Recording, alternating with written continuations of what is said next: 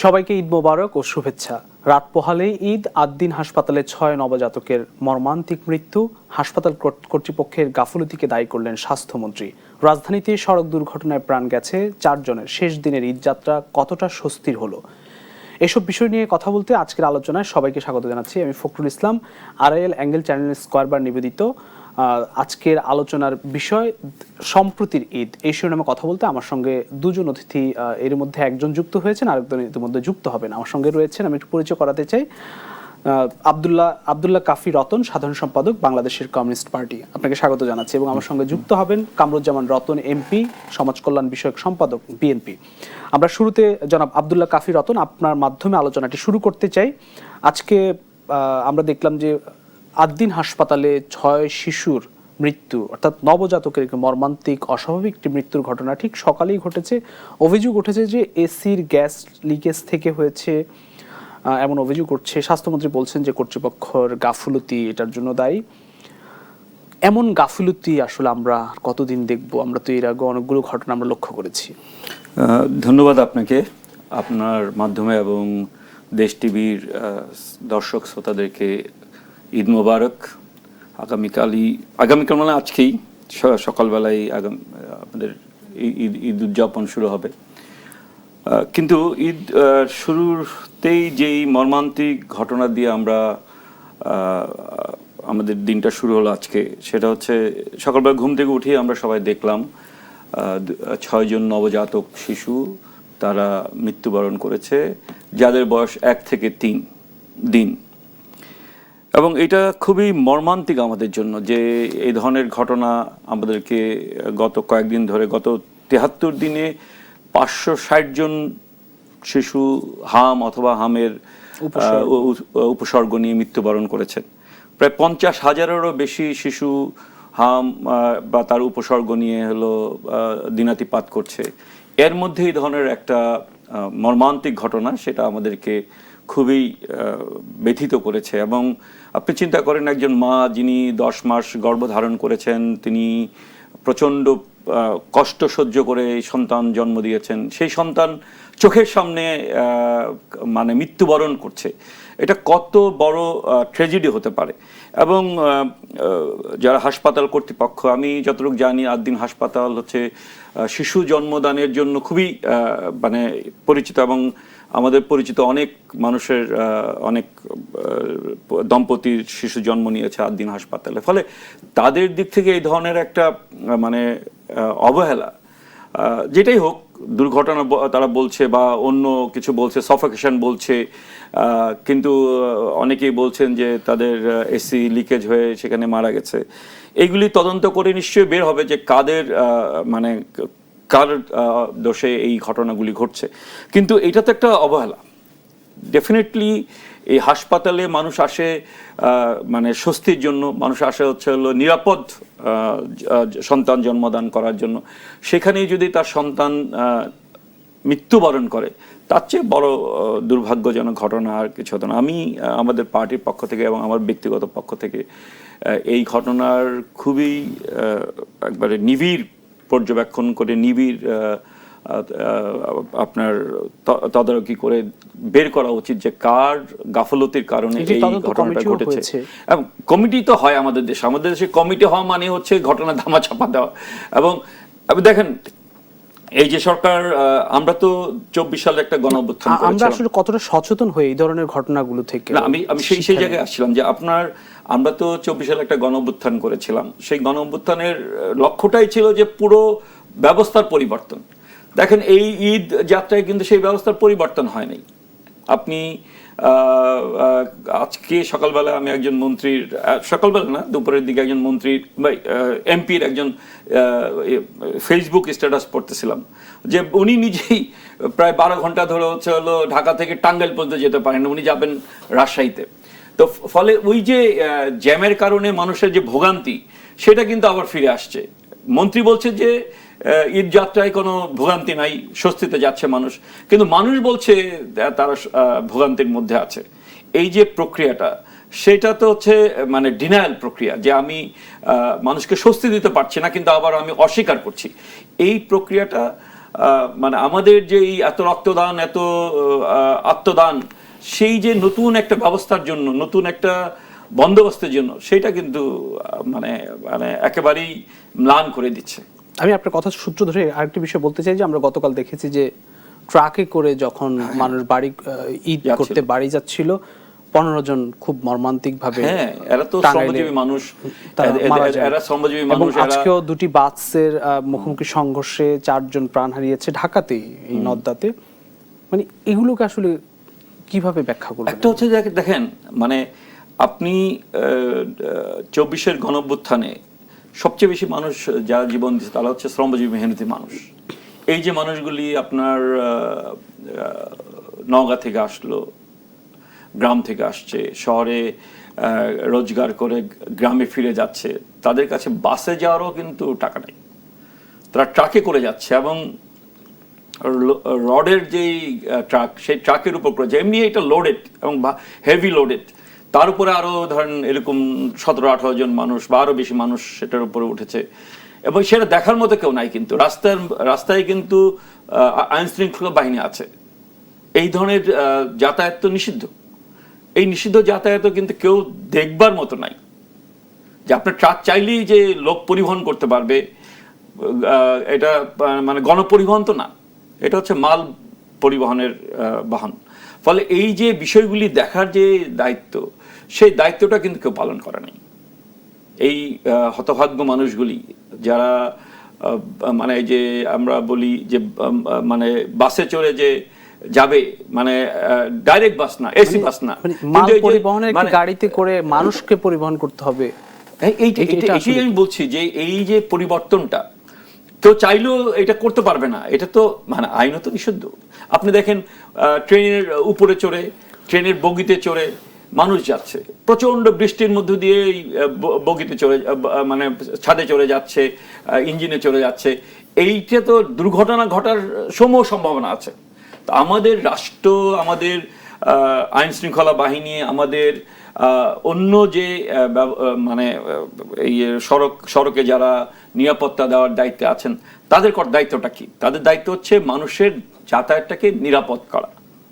সে চাইলেও, সে অবৈধ কিছু চাইলেও যেন সে করতে না পারে, সেই ব্যবস্থাটা আপনাকে করতে হবে। সে কেউ চাইলে তো 100 মিটার স্পিডে যেতে পারে না, স্পিডোমিটার আছে, আপনি মানে 80-র উপরে গেলেই পুলিশ ধরে। কিন্তু এইভাবে যে ট্রাকের উপর করে মানুষ যাচ্ছে, এবং প্রতি বছর কিন্তু এই ধরনের ঘটনা ঘটছে। এই যে নিরাপত্তাহীনতার যে সংস্কৃতি, নিরাপত্তাহীনতার জন্য যারা যেখান থেকে দায়ী, তারা আসলে সেই জায়গা থেকে আসলে দায়ী কতটা আমরা নিচ্ছি? আজকে বাংলাদেশের স্বাধীনতা এত বছর, এটার জন্য আপনাকে তো অবশ্যই প্রশাসনকে দায়িত্ব নিতে হবে। এটার জন্য অবশ্যই যিনি মন্ত্রী তত্ত্বাবধানের দায়িত্বে আছেন তাকে দায়িত্ব নিতে হবে। এইটা তো আপনার আইন শৃঙ্খলা রক্ষা বাহিনী, তাদেরকে এটা দায়িত্ব নিতে হবে। পৃথিবীর অনেক দেশ আছে এই ধরনের ঘটনা ঘটলে মন্ত্রী পদত্যাগ করে ফেলবে। আমাদের দেশে জিজ্ঞেস করলে বলবে যে এটা তো আমার দায়িত্ব না, বা এটা আমার দায় না, তাই না? সুতরাং এই যে মানে আপনার দায়িত্ব না নেওয়ার যে প্রবণতা, সেইটা হচ্ছে আমাদের যে ব্যবস্থা পরিবর্তন না হওয়ার ক্ষেত্রে সবচেয়ে বেশি আমাদের এখানে দায়ী। আমরা গত ঈদের সঙ্গে এই ঈদের যদি তুলনা করি, সেক্ষেত্রে আসলে মানে কতটা স্বস্তির বা অস্বস্তির হলো এবারের ঈদ যাত্রাটা? রোজার ঈদের ছুটির কারণে, ছুটির ইয়ের কারণে এরকম আমরা মানে আমরা এই যে 2-2.5 মাস আগে যে আমাদের রোজার ঈদ হলো, সেই ঈদের সময় আসলে সেই ধরনের ঘটনা বা মানে অস্বস্তির বিষয়টা আমাদের নজরে নাই। আর রোজার সময় তো স্কুল কলেজ আগে বন্ধ হয়ে যায়, ফলে পরিবার চলে যায়। এইবার তো সেইটা নাই, কিন্তু সেইটা তদারক করার জন্য হচ্ছিল আপনার যেই পরিমাণ মানে সড়ক মন্ত্রণালয়ের যেই দায়িত্ব ছিল, যোগাযোগ মন্ত্রণালয়, এখন তো এটা যোগাযোগ মন্ত্রণালয়, সম্ভবত যোগাযোগ মন্ত্রণালয়ের যে দায়িত্ব ছিল, সেইটা আমার ধারণা যে আপনার এইটার যেই নিরাপত্তা বিধানের বিষয় বা এটার সেখানে একটু ত্রুটি ডেফিনেটলি ছিল। আমি আপনার এই বক্তব্য আবার শুনবো। আমি একটু বিরতি থেকে ফিরে এসে তারপর আলোচনা ফিরতে চাই। প্রিয় দর্শক, আড়াই ল্যাঙ্গুয়েজ চ্যানেল স্কয়ার নিবেদিত দেশ সম্প্রীতি থেকে নিচ্ছে একটা ছোট্ট বিরতি। ফিরছি একটু পর, সঙ্গেই থাকুন।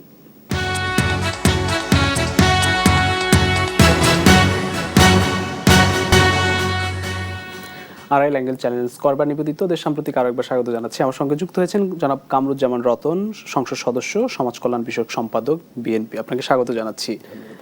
আমি আপনার কাছেই আসি। আমরা কথা বলছিলাম যে আদ্দিন হাসপাতালে 6 শিশুর মর্মান্তিক মৃত্যুর ঘটনা এবং অভিযোগ উঠেছে এসির গ্যাস লিকে। স্বাস্থ্যমন্ত্রী বলছেন যে কর্তৃপক্ষের গাফিলতি, তদন্ত কমিটি হয়েছে, কিন্তু এই ধরনের নিরাপত্তাহীনতার জন্য যারা যেখান থেকে দায়ী থাকেন, এর আগেও এ ধরনের বিভিন্ন ঘটনা ঘটেছে, সেই দায় আসলে কতটা নিচ্ছে বা সেই দায় থেকে কতটা শিখছে বা সেখান থেকে কতটা শুধরাচ্ছে? প্রতিটা মৃত্যুই কিন্তু একেবারে হৃদয়ে টাচ করে যায় এবং মর্মস্পর্শী। কিন্তু দেখেন, যখনই মৃত্যুগুলো হয় যে কোনো কারণে হোক, শিশুদের উপর মানে এক্সট্রা একটা কিন্তু ইমোশনের জায়গায় আমরা চলে যেত। তখন মানুষের নর্মাল একটা ডেথ আর শিশুরা অঙ্কুরেই যাদের মৃত্যুগুলো হচ্ছে এবং সবগুলো অস্বাভাবিক। সেটা কিছুদিন আগে দেখেছেন রামিসার মৃত্যুটা, এখানে যে শিশুটা, এখানে আদ্দিনের যে ব্যবস্থাপনা এবং ওইখানে আমরা দেখেন ঘটনা ঘটার পরে এখন এখানে তদন্ত হবে, কোথায় দোষারোপ হবে, কে দোষী হবে সেটা বড় কথা না। 6টা পরিবার, 6টা শিশু চলে গেল। এই যে 6টা পরিবারের উপর যে এক ধরনের যে সিচুয়েশনটা তৈরি হলো, এইটাকে এই শক্তিতে বা শোককে আমি ভুলে যেতে সময় লাগবে। প্রতিটা পরিবারের এই শোকটা কিন্তু সারা জীবন এটা বয়ে বেড়াতে হয়, এটা আসলে কষ্টের। তো এখন যেহেতু ঘটনা ঘটেছে, এখন সরকার বা এই যে আপনার স্বাস্থ্যমন্ত্রী যেটা বলেছেন, ওনার কাছকে সঠিক তদন্ত করা এবং ওইখানে যদি আমাদের গাফিলতি অবশ্যই যেখানে থাকবে সেইখানে গাফিলতি অনুযায়ী আইনানুগ ব্যবস্থা হবে। কিন্তু মাঝখান দিয়ে আমাদের এই যে 6টা পরিবারের উপর যে আজীবনের একটা বয়ে বেড়ানো একটা দুঃখ, একটা কষ্ট, এটা তো থেকেই যাবে। তো এরকম ভাবে আমাদের কখন কি হবে এই ব্যবস্থাপনার উপরে আমাদের জাতি কিন্তু তাকিয়ে থাকে। এখন আজকে 8 দিন হয়েছে, কালকে যে আরেকটা হবে না কোনো নিশ্চয়তা কিন্তু নেই। কিন্তু যেখানে যে প্রতিষ্ঠানগুলি যে মন্ত্রণালয়ের আন্ডারে হয়, আমার মনে হয় যে ওই নীতিমালার মধ্যে এবং যতগুলো রুলস মেনে কাজ করতে হবে এবং ব্যবস্থাপনার মধ্যে কেন মানে কোনো যেন ত্রুটি না থাকে বা অ্যাক্সিডেন্ট হলে পরবর্তীতে অ্যাক্সিডেন্টের জন্য আমার প্রিকশন কি ছিল বা আমার এই যে অগ্নি নির্বাপনের ব্যবস্থাটা ওইখানে যথাযথ ছিল কিনা, সার্বিক ব্যবস্থাগুলো এগুলো আলোচনা করতে ঈদের পূর্বে মানে একেবারে ঈদের পূর্বের দিন এটা আসলে খুব কষ্টকর। আমরা যেখানে ঈদের একটা শুভেচ্ছা বার্তা নিয়ে এই সমস্ত পরিবার একটা আনন্দ করবে, সেইখানে আজকে একটা বেদনা বিদুর একটা পরিবেশের মধ্যে ঈদুল আজহাকে তাদের মানে আনন্দটার যেখানে মাটি হয়ে গেল, তো স্বাভাবিক ওখানে দুঃখ প্রকাশ এবং মানে তাদের পরিবারের প্রতি অনুতপ্ত, অনুশোচনা এবং এই শোককে মানে অন্তত ভুলে থাকার মতো যেন তাদের একটু মানে একটু ধৈর্য বা কি বলবো এখানে আমার মানে ওই মানে তাদের প্রতি দুঃখ প্রকাশ করা ছাড়া এই মুহূর্তে তো আমাদের আর কি করার থাকবে। এবার ঈদ যাত্রাটাকে আপনি কিভাবে ব্যাখ্যা করবেন? মানে কতটা স্বস্তির হলো নাকি অস্বস্তির হলো? না, প্রতিবারই গতকালকের ঘটনা যদি দেখি যে ট্রাক উল্টে 15 জন মারা যাওয়ার ঘটনা, আজকেও 4 জন মারা গেছেন।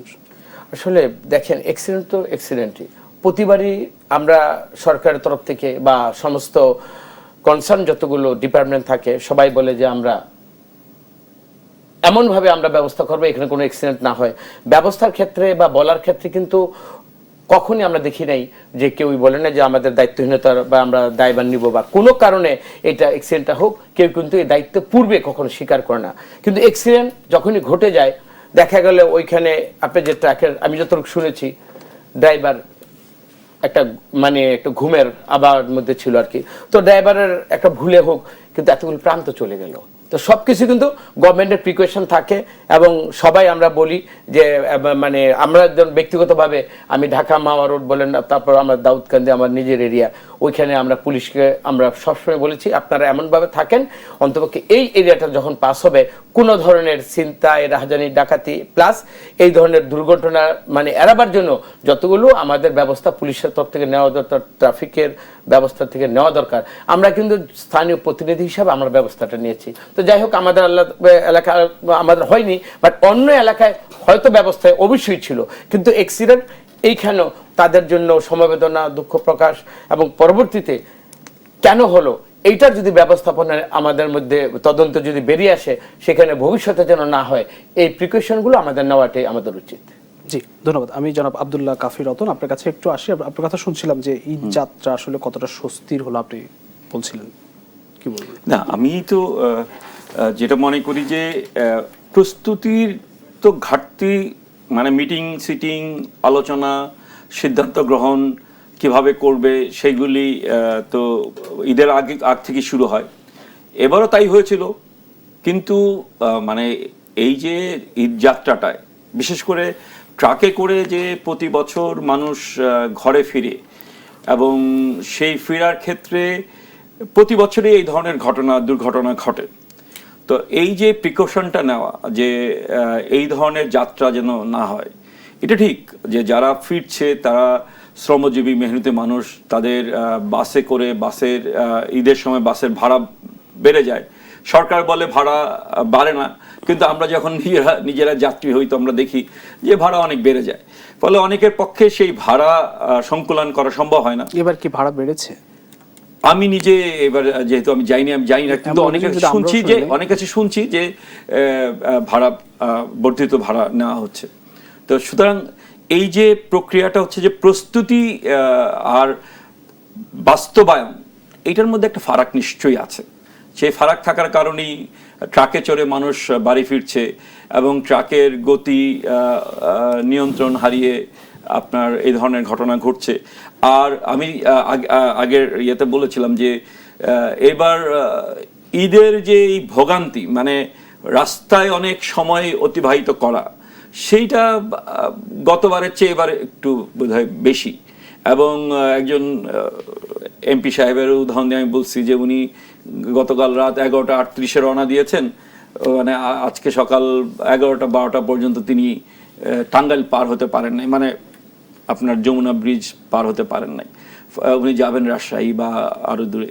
তো ফলে এই যে মানে মানুষের যে রাস্তায় সময় চলে যাওয়া জ্যামের কারণে, যানজটের কারণে, সেইটা তো সম্ভবত যারা আইন শৃঙ্খলা রক্ষা করছেন, সড়ক যারা দেখছেন, তাদের দিক থেকে সংকট। কারণ এই যে রাস্তায় মানে আপনার ঢাকা থেকে রাজশাহীগামী যে রাস্তা, সেই রাস্তায় কিন্তু আগে যেভাবে মানে নির্মাণ কাজ ছিল এবার কিন্তু সেরকম নাই রাস্তা। আমি কেন হচ্ছে গত কয়েক সপ্তাহ আগে আমি 1-2 সপ্তাহ আগে আমি এই রাস্তায় ফিরেছি এবং গিয়েছি এবং ফিরেছি। ফলে ওইরকম রাস্তার সংকটটা নাই, কিন্তু এটা সম্ভবত আপনার যারা এই নিয়ন্ত্রণ করবে, এই জ্যামটা নিয়ন্ত্রণ করবে সেই ক্ষেত্রে, কারণ অনেক হেভি ট্রাফিক। কারণ আপনার ঈদের সময় সব লোকই বাড়ি ফিরে ঢাকা থেকে কোটি মানুষ হচ্ছে গ্রামাঞ্চলে ফিরে যায়। ফলে ওইটার নিয়ন্ত্রণ করার পরিকল্পনার ঘাটতি আছে। এবং আপনি মানে ফেজ বাই ফেজ যদি পাঠানো যায়, যে স্কুল যদি আগে বন্ধ হয়ে যেত সেই অর্থে পরিবারগুলো আগে চলে যেত, যেটা রোজার ঈদে অপেক্ষাকৃত কম। এবার ঢাকা চট্টগ্রাম মহাসড়কের যানজট সম্ভবত কিছুটা কম ছিল। এই ঢাকা চট্টগ্রামে যানজট কম। এবার যানজটটা বেশি হচ্ছে আপনার ঢাকা উত্তরবঙ্গের যেই সড়ক, টাঙ্গাইল দিয়ে যেই সড়ক, সেই সড়কে যানজট ছিল। এবং ঢাকা ময়মনসিংহ এই অঞ্চল এই সড়কে যানজটটা বেশি ছিল। আপনি কিছু বলতে চাচ্ছিলেন? অ্যাড করি বা একটা জায়গায় আমি একটু দ্বিমত করি, সেটা হলো অতিরিক্ত গাড়ি তো ঈদের মধ্যে একসাথে গাড়িগুলো রওনা দেয়, বন্ধটা একসাথে হয়। স্কুল তো আগেই কিন্তু বন্ধ হয়ে গেছে। এখন দেখেন এই যে এই রোডটা, টাঙ্গাইল রোড যেটা, এটা প্রতি বছর কিন্তু এই জিনিসটা হচ্ছে। সেখানে ট্রাফিকিং এর কোনো সমস্যা আছে কিনা ওইটা দেখভালের বিষয়। এখন ধরেন রাস্তা আমাদের সীমিত, ওই রাস্তার মধ্যে একসাথে এতগুলো যেখানে গাড়িটা যাচ্ছে, এই কারণে এই রোডটাতে কিন্তু শুধু মানে এইবারের জন্য না, সবসময় আমরা এই যানজটটা দেখছি। আর দেখেন অ্যাক্সিডেন্টের ব্যাপারটা আমি এটা বললেন, আমার বাড়িতে ধরুন মুন্সিগঞ্জে মাওয়াতে হঠাৎ করে ঝড়টা আসলো, এটা তো প্রাকৃতিক দুর্যোগ। ওইখানে 16টা গরু একেবারে ব্রিজের কাছে এসে আমাদের এই পারে এই এন্ডে এসে এটা ডুবে গেল। আপনার দৃশ্যগুলো দেখেন, গরুগুলো যখন তো বুবা প্রাণী যেভাবে মানে মারা যাচ্ছিল দেখতে চোখের সামনে, এখন ভিডিও ধারণ করেছে, এটা আসলে খুব ওই কৃষক, তার প্রান্তিক কৃষকের হয়তো ওই 1-2টাই সম্বল ছিল, যেখানে সে এইটা নিয়ে একটা লাভবান বা পরবর্তীতে 1 বছর পরে বা 1 বছর তার এই পরিবারের জীবনটা হয়তো এটার উপর নির্ভর ছিল। এই যে এই ঘটনাগুলো, এটা অনির্ধারিত, এটা প্রাকৃতিক দুর্যোগের যে হঠাৎ করে ঝড়টা আসলো, এখানে তো সরকার বা মানে ব্যবস্থাপনার মধ্যে কাকে আমরা দোষারোপ দিব? তবে আমাদের কথা যেটা, আমরা যদি আইনটা মানি এবং এটা ভবিষ্যৎ পরিকল্পনার মধ্যে, যে আমরা তো জানি যে 3 কোটি মানুষের বসবাস ঢাকাতে, এই মানে রোজার ঈদে এক ধরনের মানুষ যায়, আর কোরবানির ঈদে যারা একটু গ্রামমুখী তারা কিন্তু সবসময় চায় যে গ্রামে গিয়ে আমি কোরবানিটা দিই, এখানে পরিবারের অন্যান্য আত্মীয়স্বজন সবাইকে নিয়ে আলাদা ইমেজটা। তো আমার মনে হয় যে সবকিছুর মধ্যে পরিকল্পনা থাকবে। আর অ্যাক্সিডেন্টের যে ব্যাপারগুলো, বেপরোয়া গাড়ি চালানো এই মুহূর্তে যতটুকু না হয়, এখন দেখেন এর মাধ্যমে যেই পদ্ধতিটা চালু হয়েছে, এটা ঢাকা শহরে চালু হয়েছে, যখন একেবারে মানে পরীক্ষা করে হাইওয়েতে যখন এটা হয়ে যাবে, কারণ ওইখানে এই এআই দিয়ে যে নিয়ন্ত্রণটা হচ্ছে, এটা কিন্তু সব ড্রাইভার ভয় পাচ্ছে। আপনার রাত তো 2টায় ক্রস করেন, 4টায় ক্রস করেন, দেখলেন যে আপনার সবুজ বাতি না লাল বাতি, কিন্তু সামনে কোনো গাড়ি নেই, যেটা বিদেশে আমরা মানি, দেশে আমরা এটা মানতাম না। তো এখন এই প্রযুক্তিটা যদি বাংলাদেশে আমরা প্রপার সব জায়গাতে যখনই ইউটিলাইজ হবে, আমার মনে হয় নিয়ন্ত্রণের ক্ষেত্রে এবং ট্রাফিক ভঙ্গের ক্ষেত্রে আমাদের একটা অবশ্যই নিয়ন্ত্রণটা থাকবে। এটা একটা দিক। ভবিষ্যতে আমাদের এতগুলো গাড়ি একসাথে যাবে, এতগুলো মানুষ ঢাকা থেকে বেরিয়ে যাচ্ছে, ওরা কোন পথে কিভাবে যাচ্ছে জানি না, তবে আসলে এটা অনেক টাফ কাজ। প্রতিবারই কিন্তু ঈদ আসছে এবং ঈদে কিন্তু এই ভোগান্তির চিত্রটা আমরা প্রতিবারই দেখি, কম বেশি দেখি। দেখেন কিন্তু সব এখানে কি সরকারি পরিকল্পনা চেষ্টা করে ঘাটতি যায়, কিনা? কিন্তু সফলতার কিন্তু আমরা মানে শুভ মানে ভোগটা কিন্তু জনগণ এখনো পায়নি। এই ভোগান্তি কিন্তু থেকেই যাচ্ছে। তা আমার মনে হয় দিন দিন যেভাবে আমাদের প্রযুক্তিগত আমাদের উন্নতি হচ্ছে, রাস্তাঘাট অবশ্যই বাড়তেছে, গাড়িও মানে বাড়তেছে পাশাপাশি, কিন্তু যখনই নিয়ন্ত্রণটা হবে, আইনটা যখন আপনার সঠিকভাবে প্রয়োগ হবে, এবং এই যে আমি যে মিস্টেক করব, এই মিস্টেকটা একটা হলো আমি রেড লাইট আমি এখানে আমি অমান্য করলাম কিনা, প্লাস আমার গাড়ির ফিটনেসটা আমার আছে কিনা, এবং ওই ড্রাইভার সে 6 ঘন্টা 8 ঘন্টা ড্রাইভিং করার পরে তার একটা রেস্ট হলো কিনা, এইগুলোর মধ্যে একটা মনিটরিং যদি আনা যায়, আমার মনে হয় যে ভবিষ্যতে আমরা যেটা অ্যাক্সিডেন্ট যেটা দেখি, যেটা মানব সৃষ্ট বা ড্রাইভার কর্তৃক অবহেলার কারণে বা তার এই যে ঘুমে গাড়িটা চালানো, এটার মধ্যে দিয়ে যদি আমাদের একটা ভালো কিছু ধন্যবাদ। আমরা এই আলোচনা আবারও ফিরতে চাই একটি বিরতি থেকে ফিরে এসে। প্রিয় দর্শক, আর এল অ্যাঙ্গেল চ্যানেল স্কয়ার নিবেদিত দেশ সাম্প্রতিক নিচ্ছে আরো একটি বিরতি, ফিরছি একটু পর, সঙ্গে থাকুন।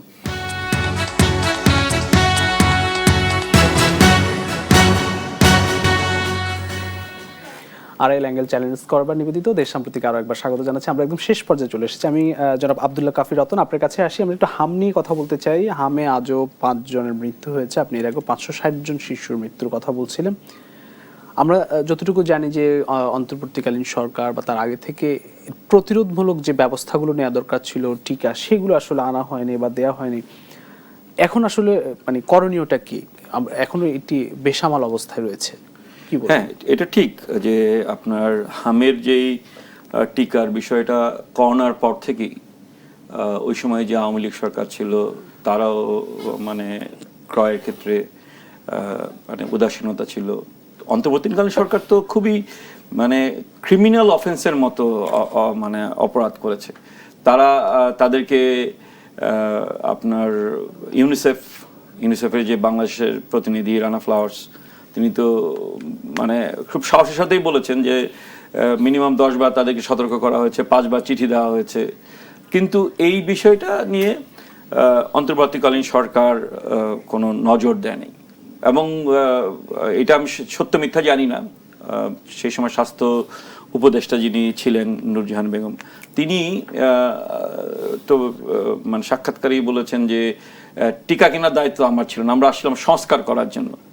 তো এখন হচ্ছে আপনি স্বাস্থ্য উপদেষ্টা, আপনি তো এই বিষয়ে আপনার নজর তো দিতেই হবে।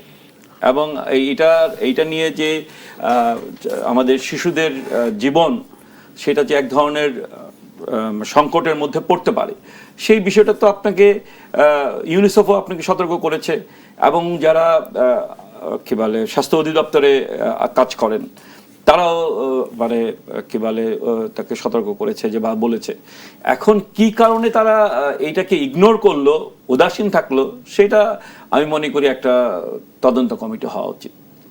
তদন্ত হলে এটার মানে দায়িত্ব নির্ধারিত হবে কিনা জানি না, কিন্তু এই বিষয়টা বোঝা উচিত যে আমাদের দেশে হামের মতো একটা দ্রুত ছড়ায় পড়া মানে রোগ, সেইটার মানে যেই মানে আপনার করার জন্য যেই টিকা নেওয়ার ব্যবস্থা ছিল, সেটা কেন উদাসীনতা দেখানো হলো, এইটা হচ্ছে তাদের অপরাধ। আমি এবং এই বলতে চাই যে এই অন্তর্বর্তীকালীন সরকারের যারা এটার সাথে যুক্ত ছিল, স্বাস্থ্য উপদেষ্টা, স্বাস্থ্য অধিদপ্তরে যারা মানে পরিচালক, তারপরে হলো যে এই বিষয়ে কেনাকাটার সাথে যারা যুক্ত, প্রত্যেকেরই বিরুদ্ধে ব্যবস্থা গ্রহণ করা দরকার। কিন্তু এই সরকার কিন্তু ক্ষমতা নিয়েছে 100 দিন হয়ে গেছে, 3 মাস 10 দিন হয়ে গেছে। গত 73 দিনেই কিন্তু এই 560 জন শিশু মৃত্যুবরণ করেছে।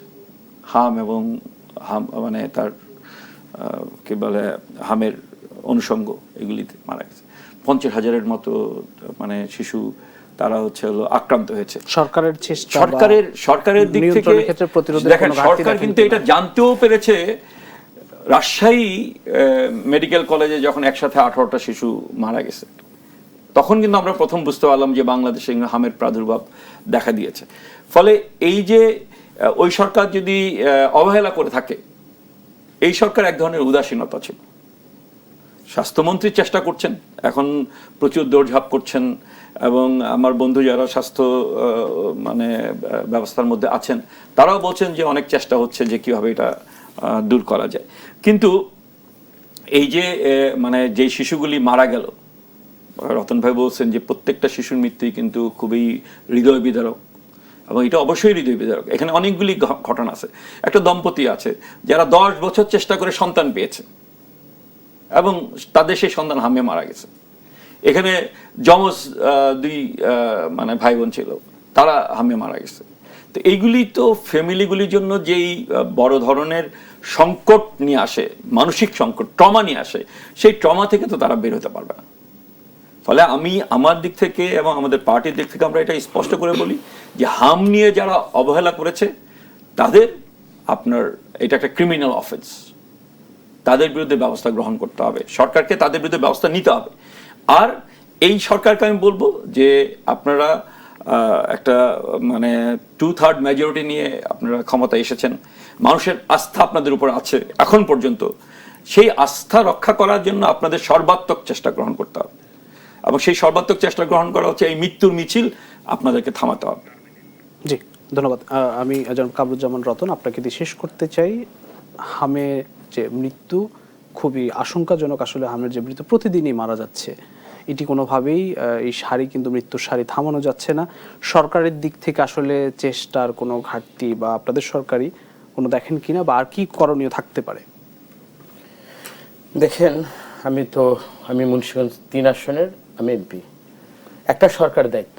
আর আমি যে প্রতিনিধি হিসাবে আমার ওইখানে যে একটা কাঠামো আছে, সরকারের একটা প্রশাসন যন্ত্র তো ওখানে আছে। আমরা কি করলাম যে আমরা সবাই ওইখানে, আমাদের মন্ত্রী ওখানে গিয়েছেন, পরবর্তীতে হামের টিকা নেই। আমরা নিজস্বভাবে সবাই কিন্তু এটা মনে করছি এই সমস্যাটা সবাই মিলে একটা ফান্ডিং করলাম নিজেরা, যে আমরা গজারিয়াতে এবং মুন্সিগঞ্জে আমাদের যে হসপিটালে এখানে একজন মনে করেন যে মারাই যায়নি। তা আল্লাহ, আপনার সরকারের একটা চেষ্টা থাকবে, পাশাপাশি আমার জেলার যে স্থানীয় প্রতিনিধি সরকারের মধ্যে আছে, তারা যখন জনপ্রতিনিধিকে এক করে, আমরা মনে করেছি এটা একটা গুরুত্বপূর্ণ এবং পাশে থাকা উচিত। তো আমরা এটা তো করেছি। তো সরকারের ব্যর্থতা, আরেকটা কথা কাফি ভাই বললেন, নূরজাহান এই যে অন্তর্বর্তীকালীন উনি দায়িত্বে ছিলেন স্বাস্থ্যমন্ত্রী যদি বলে যে আমরা মানে নির্বাচন করতে আসি, সংবিধান সংশোধন করতে আসি, আমরা এই স্বাস্থ্য খাতের উন্নতি করতে আসি, স্বাস্থ্য উপদেষ্টা নূরজাহান বলেছেন, এই কথাটা কি তার সঠিক? এটা তো তার দায়িত্ব জ্ঞানহীনতার মধ্যে এটা পড়ে। উনি তো সংবিধান বিশেষজ্ঞ ছিল না, তো উনি তো সংবিধান যেটা আমাদের সংস্কার বা আমাদের যা হয়েছে, নূরজাহান বেগম তো উনি তো এই কাজে এঙ্গেজ ছিলেন না, তার দায়িত্ব ছিল স্পেসিফিক স্বাস্থ্য মন্ত্রণালয়ের দায়িত্ব ছিল। তো ওনার মতো ব্যক্তি 18 মাস তুমি স্বাস্থ্য মন্ত্রণালয়ের মন্ত্রী হিসাবে তুমি দায়িত্ব পালন করলা, আর এতগুলো হামের ব্যর্থতার জন্য বা গাফিলতির জন্য উনি যদি আজকে এইভাবে মানে বলে, যদি সে তার নিজের দায়িত্ব জ্ঞান না যদি থাকতো, উনি এই কথা বলতে পারতো না। কাফি ভাই, সে দায়িত্ব থেকে সে যদি তখন না এই কথার মধ্যে দিয়ে বরঞ্চ তার অডাসি, তার দায়িত্বের গাফিলতির কারণে আজকে এই যে 560 জন শিশু মারা গেল। আপনি দেখেন, প্রথমেই বলেছি শিশুরা যা মারা যায়, যে উনি বলেছেন অনেক ফ্যামিলিতে 10 বছর 12 বছরের বাচ্চা হয় না, অনেক কষ্টের পরে আল্লাহ তাআলা একটা বাচ্চা দেওয়ার পরে ওই বাচ্চাটা যদি এরকম একটা যে কোনো রোগে মারা যায়, এখন তো হামিদ এরকম নাকি অনেকগুলো মারা গেছে, তো তার তো জীবনে আর হয়তো বাচ্চাই হবে না। তো এই শোকটা তো সারা জীবন তাকে বয়ে বেড়াতে হবে। আমার হলো কি, আমরা এই দেশে আমরা যারা মন্ত্রিত্ব করি বা যাই করি দায়িত্বে থাকি, আমি যদি এমপি হিসেবে দায়িত্ব করি, আমি আমার দায়িত্বটা সঠিকভাবে পালন করলাম না, এই কথার মধ্যে দিয়ে কথার ফাঁকে আমি এটা থেকে আমাকে নিজেকে আমি আড়াল করতে চাই, কথার ফাঁক দিয়ে যুক্তি দিয়ে আমি এখান থেকে বেঁচে থাকতে চাই, এটা ঠিক না। যে যার দায়িত্ব থেকে গাফিলতির কারণে এটা হয়, তার এই ব্যাপারে তার জবাবদিহিতে থাকা উচিত, এবং তার জবাবদিহিটা যদি আইনের মাধ্যমে তাকে শাস্তির বিধানে আনা উচিত। আমার মনে হয় সরকারের আসলে প্রস্তুতি কতটা, সেই না, প্রস্তুতি ওর পরে যতটুকু যা করে, এই যে কাজে বর্তমান আসছে। যে আমাদের স্বাস্থ্য আমাদের মন্ত্রী জনাব স্বাগত হোসেন বকুল, উনি দেখেন দিন নেই রাত নেই চেষ্টা করে যাচ্ছেন। আর ওভারনাইট তো আপনার এই যে হামের জন্য যা যা করা দরকার, ধরুন 5 বছরের আমার একটা গাফিলতি, একটা গ্যাপ, এটা তো ওভারনাইট তো এটা হচ্ছে না। বাট আমার এই সরকার মানে একেবারে দিন রাত এটার উপর চেষ্টা করে যাচ্ছে কিনা, আমি ওইটা একটা ফোকাস কর। এটা তো মানে এই যে রোগটা, এটা কিন্তু মানে এক শরীর থেকে আরেক শরীরে যেতে কিন্তু এটা সময় লাগে না। এই যে পরিবাহিত একটা রোগ, এই রোগের জন্য আমার যতটুকু প্রিকশন নেওয়া দরকার সরকার কিন্তু নিচ্ছে। কিন্তু তো এটা আমাদের মানে আমরা তো দুঃখ প্রকাশ করা ছাড়া আমাদের তো উপায় নেই। কিন্তু আমি আপনাকে আবার দ্ব্যর্থহীনভাবে প্রত্যয় নিয়ে বলছি, সরকার চেষ্টা করে যাচ্ছে। অতীতের যে আমাদের ভুলটা হয়েছে এবং যে গাফিলতিটা হয়েছে, এটা থেকে আমরা খুবই দ্রুত এটা থেকে মানে বাঁচবার জন্য এবং এটার প্রিকশন করে বাচ্চাগুলোকে বাঁচাবার জন্য যা যা করা দরকার এই সরকার করে যাচ্ছে। আমার মনে হয় সরকারের এই আন্তরিকতার মধ্যে আমাদের সবার একটা সফলতা আমাদের খোঁজা উচিত। অসংখ্য ধন্যবাদ জনাব কামরুজ্জামান রতন এবং আব্দুল্লাহ কাফি রতন, দুজনকে আমি আবারও ধন্যবাদ জানাতে চাই। প্রিয় দর্শক, আড়াইল অ্যাঙ্গেল চ্যানেল স্কয়ার নিবেদিত দেশ সাম্প্রতিক কাজ এখানে শেষ করছি। আবারও দেখা হবে আগামীকাল একই সময় অন্য কোনো অতিথিদের নিয়ে। সেই পর্যন্ত সবাই ভালো থাকবেন, সুস্থ থাকবেন। আবারও ঈদ মোবারক সবাইকে।